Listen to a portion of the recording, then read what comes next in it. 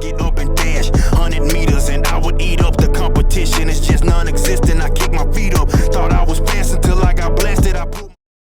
Welcome to 3 Count Commentaries. Today we're going to talk about AEW's Battle of the Belts from January the 8th, 2022. A show which, to be quite honest, we could have skipped, and nothing of real substance took place. That doesn't mean that it was completely and totally a waste, just that nothing of real substance took place. So if you didn't watch it, you didn't miss anything. Instead of coming across as Clash of the Champions, it came across as basically just an episode of Rampage, a special rebranded episode of Rampage. It's like a Sunday Night Heat. It was just extra content. But I watched it because I watch when wrestling is on TV. I watch it sometimes. So let's talk about the first match, which I have started calling AEW the home of bulletproof midgets. And no match can be more of a shining example of AEW being the home of bulletproof midgets than Sammy Guevara versus Dustin Rhodes. Sammy Guevara, let's go through some of the moves that he took in this match. He took a power driver on the floor. He took a double crossroads. He took a crossroads. He does it twice when he holds on to it. He took a Canadian destroyer, threw a table onto the floor. He took a double crossroads again at one point. And I was just kind of like, this kid is impossible to beat. He is impossible. It's one thing to be tough. It's another thing when you're just getting dumped on your head repeatedly, over and over and over again. And your response is super kick, spin kick, flippity-doo. Like, how could you watch this shit? And, look, here's the thing. Just because Spider-Man isn't real doesn't mean Spider-Man can do everything. This is one of the things that I have the conversations with when I'm talking to these people who watch stuff like Sammy Guevara. They say, oh, well, wrestling's not real and yada, yada, yada. Look, man, just because Spider-Man ain't real doesn't mean he can just start throwing Hadoukens because, well, Spider-Man ain't real and therefore none of this matters. So Hadouken, because why not? Why can't Spider-Man throw Hadoukens? It's like, but that's stupid. It's like, yeah, no. It's fiction. No, Spider-Man's not real. Like, that's not part of Spider-Man's power set. He doesn't have the ability to throw Hadoukens. That comes from a different universe. It's like, nope. It's all fiction. Therefore, we can do whatever we want. Nothing matters. That's the kind of shit that you have with these matches. You have Spider-Man throwing Hadoukens. That's what this match is. Fucking Sammy Guevara is 26 or something like that. He's all of 200 pounds, if that. There's no reason for him to be falling on his neck repeatedly in one match, taking multiple finishers, and still getting up, let alone winning the match.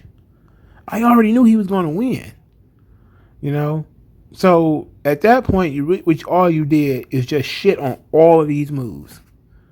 And then, of course, Dustin also, he's a little bit older, a little bit bigger, but he kicked out of Sammy's finish. These guys were it was just a huge spot fest. This match was an embarrassment, to be quite honest. I really wanted to turn the show off after this. Sammy Guevara he's got go away heat with me, dog. He has almost zero wrestling talent whatsoever. At this point, man, how could you even cape for his abilities? What abilities? What selling does he do? He doesn't even, that's the most basic part of the business, especially when you're a babyface, and he can't even do that. How do you ever believe he's in any danger if he doesn't sell anything and nothing matters? Then how is he ever in any danger? Then how are you being immersed into the story? It makes no sense. It's like, imagine watching a James Bond movie and James Bond just keep getting shot in the face and in the head, but it's okay, because everybody talks about, stormtroopers that had really bad aim. So what if somebody really had really good aim? They just kept shooting people in the head and face, but because they're the main character, they don't die.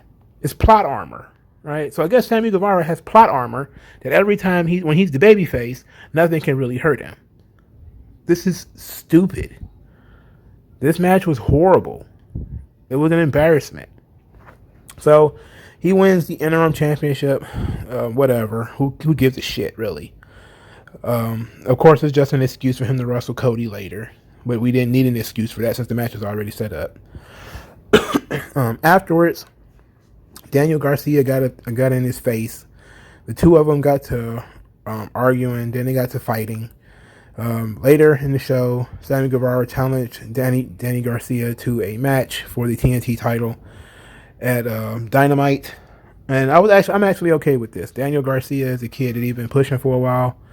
I'm okay with them giving him a TNT title match.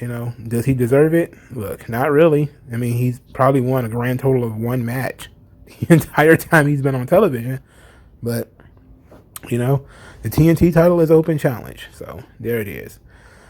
I'm just greatly disappointed by all of the people who call themselves wrestling fans who are in any way caping for Sammy Guevara's matches. This shit is awful, dog, and it's legitimately pissing me off. It's awful. The FTW championship slightly better. Ricky Starks defeats Matt Sydal. Only thing I would say here is Ricky Starks really if he wasn't so undersized, he would be really good. He has good ring work. He's got good charisma. Another criticism of his, I don't like his finish. I just don't understand why he would use like a Dominator-like move when he's small. Like, he's a smaller guy. Why has he got a finish where he has to pick people up? And I guess a third criticism, it has not that much to do with him, but my third criticism was he kind of needs to chill with the neck bumps. Like, he just had a neck problem. And that Michinoku driver that he took in this match, it wasn't stiff. Like, he didn't drop him on his head directly. But it was kind of scary. It was kind of scary. You do get worried about him because you just had neck problems. And they were teasing doing a crucifix bomb. And there were some other moves that they were kind of teasing that he was going to do in this match. But ultimately, I think the match itself turned out to be pretty good. I wouldn't. Let me not say it was pretty good. Let me say it was solid. Right? I think it was solid. There was no real belief that Ricky Starks would lose, but it was what it was. Just like the previous match, though, the post match seemed to be a little bit more interesting. Hobbs is outside in the ring rooting for Starks. He's being a cheerleader. He then is called into the ring. Him and Starks, they go to beating up on Matt Sydal. Lee Moriarty comes out there. He tries to help Matt Sydal. He gets knocked around. He gets knocked down. Then Dante Martin comes out there. He fights the guys off. Then he bumps Powerhouse Hobbs outside the ring. And Powerhouse Hobbs, powders. Okay. Of course, I could say, why is Powerhouse Hobbs powdering to this 170-pound guy? Again, AEW is the home of the bulletproof midget. Where big muscular guys run from skinny teenage boys. It's very weird visual. Like, I can get that, he will get bumped. Drop kick to the back of the head, super kick, something like that. What you would do then is you would probably have Hobbs be this raging mad beast, and then one of his homeboys like, no, calm down, and hold him back. That's when you have like Ricky Starks hold him back or something like that, and talk him down. Instead of the invisible wall where he doesn't want to get in there to fight Dante Martin. It's like, come on. Again, the visual story is the easiest story to tell. It's the easiest one to tell. When Hobbs is big and muscular and looks like he will tear Dante Martin in half, just go with it. Just go with that. Just go with that, please. But I don't really have anything to say about the match itself that is really negative. Other than it was kind of obviously he was going to win. But the match, I do have some negative stuff to say. Britt Baker versus Riho. This match was awful. This was awful. This is probably one of the worst Britt Baker matches I've seen in a while.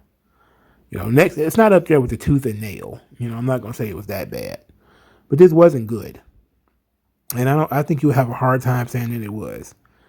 Of course, it was the normal Britt Baker fare with Jamie Hayter and Rebel outside the ring, and it was trying to further those stories with Hayter interfering and botching her interference by lackadaisically dropping the belt, and then Rebel picked the belt up, and Rebel gets caught with the belt and she gets ejected, and Hayter and Britt are arguing, and that gives Riho a near fall, you know, all of that stuff. The finish was a little bit more creative when Riho kicks out of a big move, and when her arm is up, Britt Baker just hooks the arm into the lockjaw and wins the match. All right, fine. I don't have a problem with this. I knew Britt Baker was going to win. Again, no drama, no. They actually tried to add a little bit of story to it, but there was no drama to this. There was no belief that Riho could really win. I mean, what information did you get? Riho didn't even cut a promo before this match. She didn't even make an appearance. She might have showed up for a tag team match and that was it before this match. So they didn't do a good job of building her. This match was all about, can Britt Baker finally beat somebody she's never beaten before? It had absolutely nothing to do with Riho. So as I said before, if you didn't watch this show, you didn't miss anything. No stars showed up really. Dustin gave a good effort as usual, but the stuff they had him do was basically ridiculous, and he knows it. At this point, Dustin Rhodes is like late stage Al Pacino or late stage Robert De Niro, where the script could be shit, the movie could be shit. It doesn't matter. He just wants to be a part of it. Because, what more is he going to do? Sit in the house and, count his fingers and toes until he dies? Go out there and go to work. So it doesn't matter if the movie is shit. Just go and have fun. So that's what Dustin is doing. And, people are continuously saying he's having great matches. I'm like, man, that's not a match Dustin would have had 25 years ago. And everybody knows it. That match would have made a lot more sense if Dustin was younger, because it wouldn't have been as stupid. But it is what it is. Let me know what you guys thought if you actually sat down and watched this crappy show. Like, share, and subscribe. I'll talk to you guys later, man. Peace out. And I need more likes on this video. So please, if you listen to this video, hit the like button. Thank you, and I'll talk to you guys later.